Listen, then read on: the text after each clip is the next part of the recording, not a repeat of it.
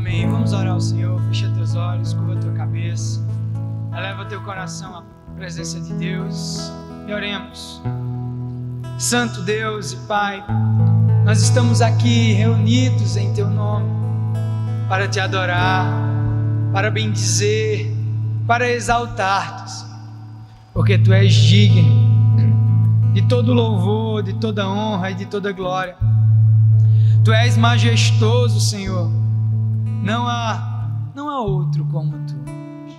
Nós queremos te dar, Senhor, nessa manhã, tudo que te é devido. Queremos te entregar as nossas vidas como sacrifício vivo e santo. Queremos nos render aos teus pés, dando a ti o governo, dando a ti, Senhor Deus, a direção das nossas vidas.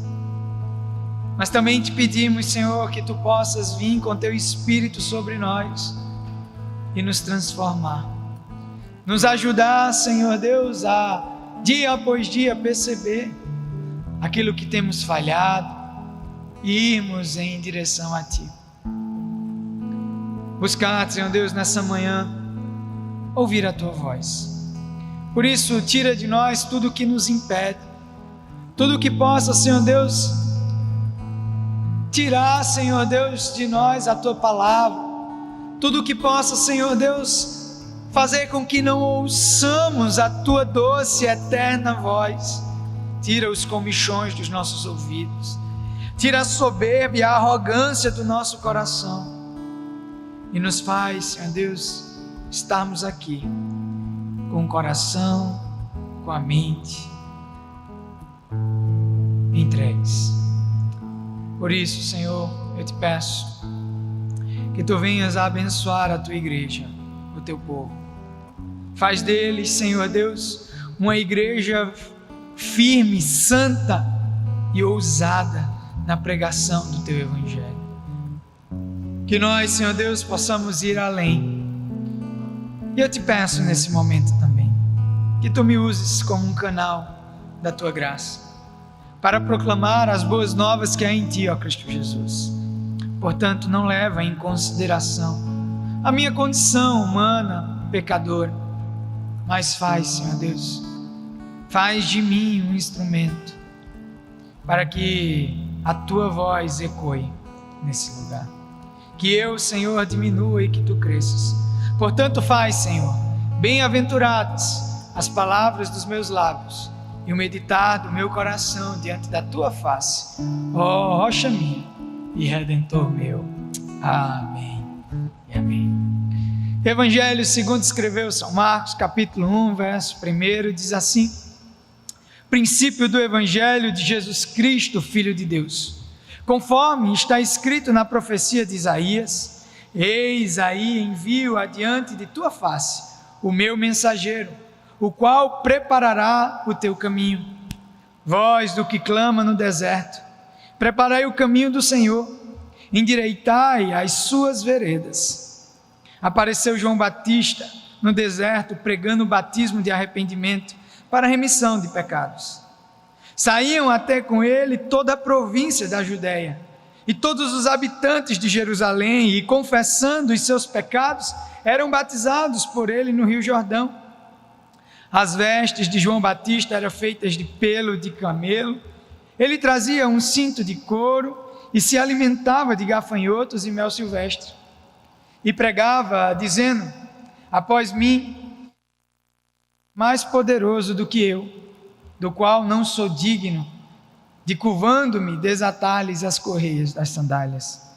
Eu vos tenho batizado com água, ele, porém, vos batizará com o Espírito Santo. Esse é o Evangelho do Senhor. Misericórdia. Você está aqui, amém? Esse é o Evangelho do Senhor. Louvado seja Jesus Cristo. Amém. Eu acho que a igreja hoje está dormindo, mas vamos acordar, e tem tudo a ver isso com o sermão que eu vou começar a pregar agora. Então já comece a acordar para Jesus, em nome dele. E eu quero começar fazendo uma pergunta a você. Como você está preparando? Ou como você está se preparando para a volta de Jesus? Sabe, amados, nós temos visto com clareza que os sinais estão aí. Os sinais estão cada vez mais fortes e visíveis. Jesus anunciou que quando víssemos essas coisas, ainda não era o fim, mas deveríamos estar atentos, porque era o princípio das dores. De fato, nós podemos constatar que nós temos vivido o princípio das dores. É como que a mulher que está prestes a dar à luz, quando se completa os dias, começa então o princípio das dores, as contrações. E as contrações, elas vêm. E como é que acontece? Acontece assim: esporadicamente, vem uma dor aqui, aí daqui a pouco vai se passando o tempo, o intervalo vai diminuindo, e a gente sabe que o momento certo de ir para o hospital, eu acho que eu já estou quase assim, né? Depois de 2 gestações a gente fica, né? Quando tiver assim 5 minutos de intervalo, 5 minutos de intervalo é a hora de ir para o hospital, porque está chegando a hora. Amados, Jesus ele usou essa mesma ilustração para falar de quando o tempo está a chegar. Nós temos visto que antigamente acontecia uma guerra ali, passava-se um tempo, acontecia outra guerra, esporadicamente vinha uma peste, vinha um desastre natural, depois de algum tempo acontecia outro, mas hoje nós temos visto que cada vez mais há guerra, há rumores de guerra, e com intervalo ainda menor, nem terminou a guerra da Rússia e da Ucrânia, já se levantou a guerra de outra nação, Israel e os países árabes, mais especificamente o Hamas, o grupo terrorista. E a gente já tem rumores de outra guerra. A Venezuela com a Guiana, já se começa a conjuntura, e a gente tem visto, e fora isso, pestes, é Covid, recentemente, né, a gente teve, né, esse levante, se eu não me engano foi de meningite, e cada vez mais a gente tem visto as coisas acontecendo ao nosso redor, e a pergunta que eu te faço é, diante de tudo isso, em que os sinais estão cada vez mais claros, em que as dores de parto estão se diminuindo, o tempo de contração está menor, como você está se preparando? E como você está preparando o caminho para a volta de Jesus? Amados, nesse tempo de advento é nos chamado a lembrança, a reflexão sobre essa vida de vigilância, de prontidão, de estarmos atentos para isso, porque Jesus veio, Ele habitou no meio de nós, mas Ele disse, eu estou indo, vou preparar-lhes lugar, mas voltarei para buscar aqueles que são meus. E amados, há uma tarefa deixada por Jesus, há uma tarefa deixada para mim e para você, e a tarefa é: anunciem o reino de Deus. Sabe, o Evangelho nada mais é do que, como costumamos dizer, uma boa nova. Mas que boa nova é essa? É a boa nova de que há um rei que está se aproximando, há um rei que se assentou no trono, um novo rei que está sentado no trono, e ele está vindo para governar. Isso é o Evangelho. O Evangelho é as boas novas de um novo reino, e eu e você somos chamados a sermos evangelistas, isso é, portadores, mensageiros, que levam essa boa mensagem, a notícia que há um rei que que está chegando. E sabe, João Batista é é uma figura muito clara sobre a missão da igreja nesse tempo, de preparar o caminho. Sabe, João Batista, ele nasce da parente próxima de Maria e Isabel, isso é, João Batista era primo de Jesus. João Batista é anunciado a Zacarias, seu pai, quando Zacarias estava no templo. João Batista é de uma família sacerdotal. Zacarias era sacerdote do Senhor. E ele ali, quando estava no templo apresentando incenso, o anjo lhe aparece e diz: você terá um filho, Isabel, tua esposa, terá um filho na velhice. E ele será grande diante do Senhor. E ele vai preparar o caminho. E ele será aquele a qual as profecias estavam anunciando. Aquele que viria para conduzir, para preparar, para abrir as portas, o caminho para aquele que virá. E é assim que João Batista nasce, já consagrado ao Senhor, já direcionado a uma missão, a uma tarefa, de ser o percussor, de ser aquele que preparava o caminho. João Batista é o percussor de Cristo. João Batista é aquele a qual Isaías profetizou: voz do que clama no deserto, preparai o caminho, preparai as veredas, endireitai para que o Senhor passe. Amados, João Batista é levantado não para apontar a sua vida. João Batista é levantado para apontar quem era o Cristo que viria. É aquele que prepara o caminho. Sabe, essa expressão clamar traz a ideia daquele que grita, daquele que se faz ouvir a voz, aquele que está falando alto, aquele que está falando em alta voz. João Batista era a voz do que clamava. Ele estava anunciando algo.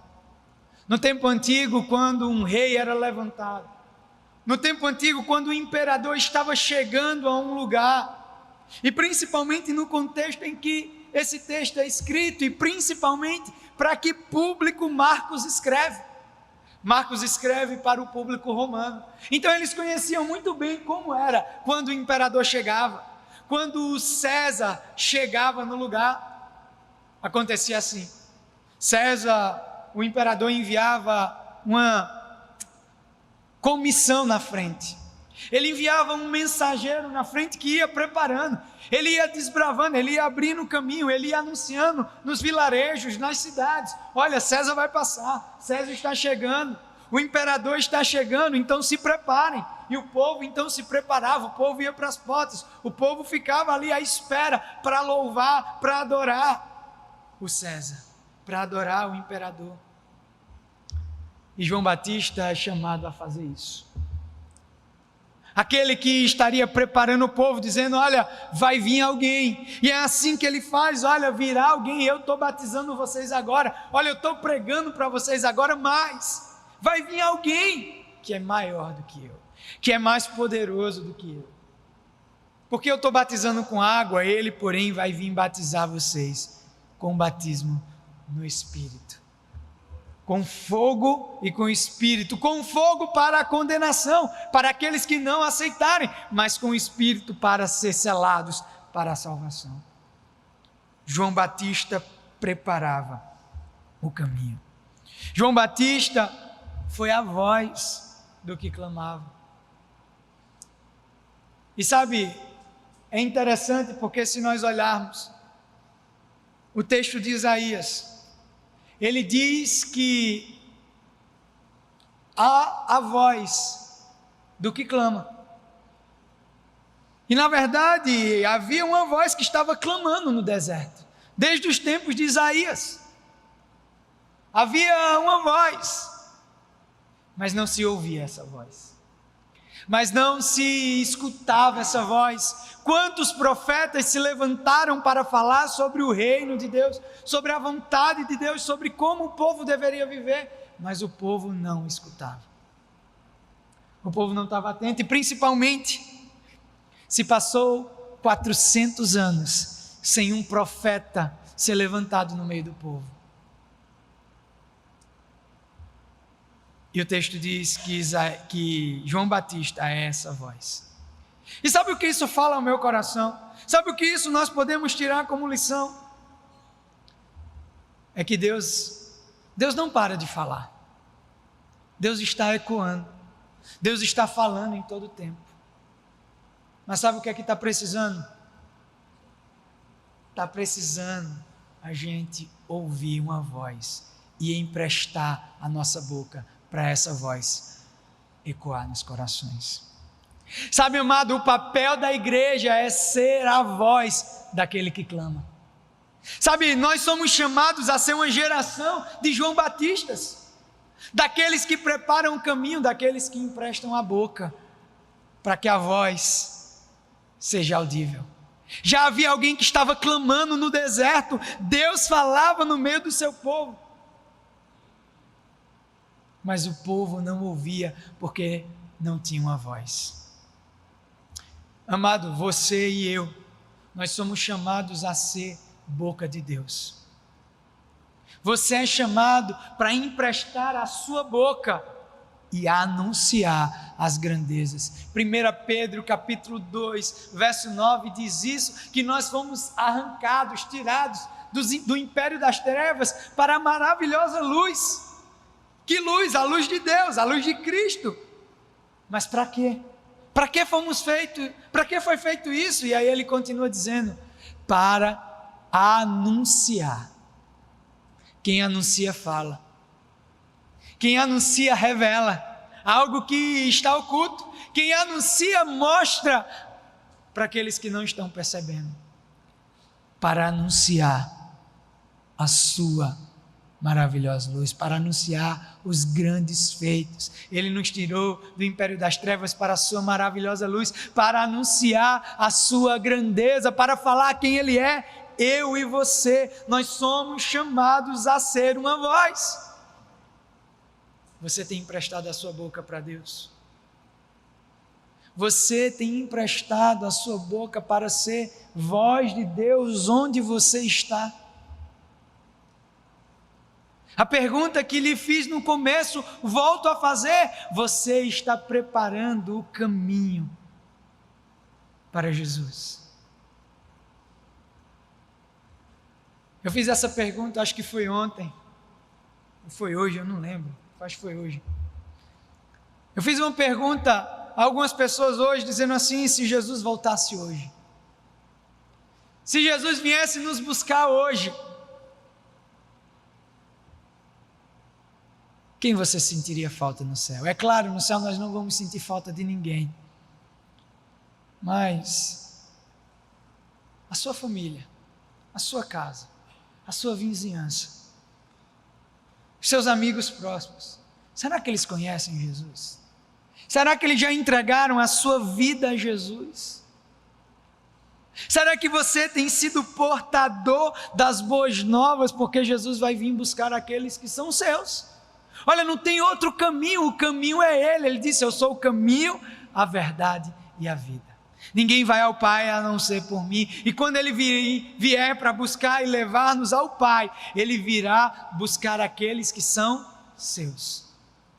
Na sua casa, será que tem alguém que falta conhecer Jesus? Será que você está sendo essa voz do que clama, essa voz que diz: olha, venham para Deus? A mensagem de João era simples. Não era uma mensagem complexa. A mensagem de João era: arrependam-se dos seus pecados e creiam em Deus, porque o reino dos céus está próximo.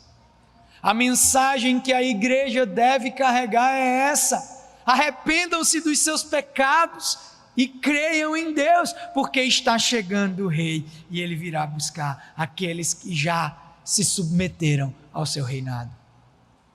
Será que você tem sido fiel nessa pregação? Sabe, nós temos visto hoje uma pregação muito humanista, muito sentimentalista, uma pregação que massageia o nosso ego. Uma pregação que nos distancia do verdadeiro evangelho. Uma pregação de conforto. Sabe, é muito ruim, talvez até você vai concordar comigo. Olha, a gente vem à igreja, a gente queria ouvir, sabe, uma mensagem assim, de esperança. Mas a esperança que a gente está falando é tipo assim, de que eu vou vencer, pastor. Está tão difícil a minha vida. Olha, de que eu vou superar os meus limites, que eu vou, conquistar aquilo que eu estou almejando, que eu estou sonhando. Amados, eu posso dizer que nesse púlpito e nessa igreja episcopal carismática você não vai ouvir uma mensagem dessa, porque essa mensagem não é a mensagem do evangelho. Nós vamos vencer sim em Cristo Jesus, nele já somos mais que vencedores, mas não vamos ter a vitória que nós talvez almejamos nessa terra, porque as coisas dessa terra são passageiras, são transitórias. Não vamos pregar uma mensagem triunfalista, mas a mensagem que a igreja foi chamada a pregar é essa: arrependam-se e creiam no evangelho, porque aquele que vem virá e não tardará. Ele está vindo buscar a sua igreja. Sabe, a igreja de Deus deve ser essa voz que apenas se importa com a centralidade da mensagem. Gente, João Batista não se importava com nada, porque o compromisso dele era com o seu propósito, com a mensagem em qual foi dada a ele, para ele pregar. O texto diz que as vestes de João eram feitas de pele de camelo, ele usava um cinto de couro, o alimento dele era gafanhoto e mel silvestre. Olha que dieta tão, de finas iguarias. Era um caviar, não era que ele comia, era um salmão, era uma coisa assim bem gostosa. Não, era algo ruim de comer mesmo. Imagine você comer gafanhoto e mel silvestre a sua vida toda. A roupa dele não era Toma Hilfin, não era Coach, não era essas marcas, Carmen Steffen, Rafael Steffen. Não era isso. Não era os finos linhos que se produzia na época. Não, a roupa de João Batista era da mais simples. Ele pegou um pedaço de couro ali e se vestiu. Sabe por quê? Porque João Batista estava comprometido com a mensagem e não com o seu conforto. Porque João Batista estava comprometido com Cristo e não com os seus prazeres. Sabe, as pessoas começaram a seguir João e João não se importou com a sua fama. Antes ele disse: olha, parem de me seguir porque eu não sou digno. Vai vir alguém maior do que eu, é eles que vocês têm que seguir. É a ele, porque João estava aqui para apontar a luz, para apontar o caminho verdadeiro, assim como eu e você somos chamados. Eu quero te fazer uma pergunta. Se você fosse comprometido com o evangelho tão quanto você é comprometido com a sua aparência, como seria? Ou como estariam as pessoas ao seu redor? Sabe, talvez nessa manhã você acordou cedo, porque você tinha que tomar um banho, deixar a sua roupa bem passadinha, você tinha que arrumar seus cabelos, fazer sua maquiagem, alinhar sua barba. Ainda bem que a do pastor está alinhada hoje. Alinhar sua barba. Você tinha que se produzir todo. E aí talvez mulher, mas hoje em dia tem um que está se produzindo mais do que mulher, um negócio de esticar a barba, de pentear cabelo, meia hora no espelho. se a gente fosse comprometido com o Evangelho como a gente é com a nossa imagem, porque a gente fica pensando, mas e o meu nome? O que é que as pessoas vão pensar de mim? O que é que as pessoas vão falar de mim se eu viver assim? Né? Se eu abandonar esse ciclo social, se eu abandonar esse hábito, se eu mudar, né, o meu jeito de ser, se eu pregar essa mensagem, arrependa ao teu pecado, isso é pecado, muda de vida, o que é que as pessoas vão pensar de mim? Se você fosse comprometido assim, como seriam as pessoas que estariam ao teu redor? Amado, João Batista não se importava com nada, sabe por quê? Porque mais importava para ele que Cristo crescesse e ele diminuísse. É por isso que a gente ouve a célebre frase de João Batista: porque importa que ele cresça e que eu diminua. Amados, João Batista se comprometeu tanto com a mensagem, com a pregação do Evangelho da graça, que ele perdeu sua cabeça, literalmente. Porque ele chegou diante do rei, ali um rei figurativo, porque Herodes era apenas uma figura de reinado, mas ele tinha um poder ainda, meio que limitado, mas tinha um poder político. Ele chegou, botou o dedo na cara de Herodes e disse: você tem se deitado com a mulher do seu irmão, você é um adúltero, você está em pecado, você não é digno de ser rei dos judeus. Herodes ficou furioso. A amante de Herodes, Herodias, ficou furiosa. E sabe qual foi a consequência dessa mensagem? A morte. A cabeça de João Batista numa bandeja de prata. Sabe, eu quero te perguntar, quantos de nós estamos dispostos hoje a ter a nossa cabeça numa bandeja de prata? Sabe, no meio, como eu disse, de um mundo em que prega um conforto, será que nós estamos desejando viver uma mensagem de confronto? No mundo em que prega, sabe, o poupa-te, o pensa em si mesmo, olha, você não precisa se comprometer, olha, não precisa fazer isso. Quantos de nós estamos dispostos a morrer para que Cristo seja glorificado? Meus irmãos, eu e você somos chamados a ser uma geração de João Batistas, que prepara o caminho, que aponta para aquele que virá, que não negocia a mensagem, mas se preciso for, perde a vida. Se a nossa vida, ela não aponta para Cristo, ela aponta para nós mesmos. Se a nossa vida não prepara o caminho para o Senhor, ela está preparando o caminho para nós mesmos. Por isso que Jesus disse: se você quiser salvar a sua vida, você perderá. Mas se você perder a sua vida por minha causa, você achará, porque do que adianta o homem ganhar o mundo inteiro e perder a sua alma? Portanto, amados, nós devemos viver a verdade do Evangelho. Negue-se a si mesmo, tome a sua cruz e siga o Mestre. Aponte, prepare o caminho. Sabe, João Batista, ele não teve um ministério longo. O ministério de João Batista foi curto, mas foi profundo. Sabe, Deus, ele não está procurando pessoas que tenham um longo ministério, mas pessoas que tenham ministérios profundos. E só teremos ministérios profundos, ministérios que frutifiquem, ministérios que ecoem, se eu e você estivermos nele, comprometidos com ele, negando-se a si mesmo e vivendo a vida dele.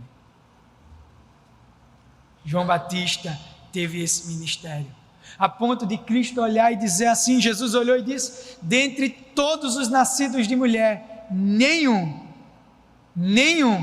é maior do que João Batista. Ah, meus irmãos, como você tem vivido? nesses últimos tempos, como você tem preparado a sua vida, como você está se preparando, como você está preparando o caminho do Senhor. A igreja de Cristo não pode estar dormindo. Paulo vai dizer: levanta, desperta, ó tu que dormes, e Cristo resplandecerá sobre vós, porque a salvação hoje está mais próxima do que quando vocês creram. Paulo fala isso à igreja de Coríntios. E amados, como eu iniciei dizendo, olha, parece que vocês combinaram comigo. Parece que a gente está dormindo. Parece que a gente está cansado. Parece que a gente parou no tempo. Parece que a gente deixou ser como aquelas 10 virgens. Lembra delas? Jesus vai falar que o reino dos céus, a vinda do Filho do Homem é como um noivo que vai se casar com a sua noiva. E 10 virgens estavam ali, sendo que 5 eram prudentes, 5 eram honestas, isso é, 5 levaram azeite de sobra e 5 levaram o azeite apenas que estava dentro da candeia. Mas o noivo demorou, tardou-se a chegar, e acontece que, sem exceção, as 10 dormiram. As 10 pegaram no sono. E é o que tem acontecido muitas vezes com a igreja. A igreja dormiu no sono da indolência. A gente já não percebe mais. A gente já acha, está tudo... não, Jesus vai demorar muito. Vai ter tempo. Vai ter tempo para a gente fazer. Vai ter tempo, por exemplo, cursilho masculino vai ser na primeira semana de abril do ano que vem, tá, gente? Já vai se preparando. E aí a gente já está começando a pensar, quem é que eu vou chamar para o cursilho? Quem vão ser os meus convidados para o cursilho? Porque em abril vai ser um dia marcante na vida deles, amém? Mas amanhã pode ser um dia marcante na vida dele, se você fizer um cursilho com ele. Sabe, a gente não precisa esperar cursilho, a gente não precisa esperar evento, a gente só precisa ser a voz do que clama. Você tem a mesma autoridade a qual tem no cursilho para pregar o evangelho da graça, porque não é o cursilho que convence, quem convence é o Espírito que habita em você. Você só precisa abrir a sua boca. Não espere a gente estar assim, não, vou esperar para o cursilho para chamar fulano.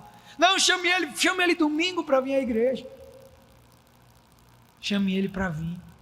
Chame ele para ter um encontro. Chame ele para estudar a Bíblia com você. Sabe, comece a pregar o evangelho para ele. Não durma, igreja. A gente precisa acordar. A gente precisa vigiar. A gente precisa estar de prontidão. Sabe o que é estar de prontidão, né? É tipo a equipe da Neoenergia, da CELP. Quando falta energia na sua casa, você liga para quem? Para a equipe de prontidão, para que eles imediatamente, você quer logo, porque quando falta energia a gente quer que resolva o problema logo, porque ficar sem energia é ruim, não é? Ficar no escuro é ruim, né? Você quer que logo se venha a luz. Amados, tem tanta gente que está vivendo sem energia na sua vida, está vivendo na escuridão do pecado, e eles estão esperando alguém que esteja de prontidão para revelar a luz, para iluminá-los com a luz de Cristo. Eu e você somos aqueles a qual irradia através de nós a luz de Cristo, porque vós sois a luz do mundo. Não se pode esconder uma cidade edificada em cima do monte, nem se acende uma lamparina e coloca debaixo do alqueire, antes se coloca no velador, para que ilumine toda a casa. Assim, Portanto, seja vós também, assim brilhe a vossa luz diante dos homens, para que, vendo as suas boas obras, glorifiquem ao Pai que está nos céus. Igreja do Senhor, vamos viver como João Batista. Vamos ser os percussores, aqueles que preparam o caminho para Cristo. Seja a voz do que clama, seja a voz daquele que da eternidade está chamando. Abra sua boca e deixe Cristo falar. E irradie a luz dele em meio à escuridão das trevas. Seja você alguém que se importa muito mais com o evangelho da graça do que com a sua própria vida. Que possamos morrer para que Cristo viva em nós. Amém? Eu sei que é difícil dizer amém quando a gente fala sobre morte, mas amém, igreja? Que a gente morra para que Cristo possa florescer sobre nós. Louvemos ao Senhor.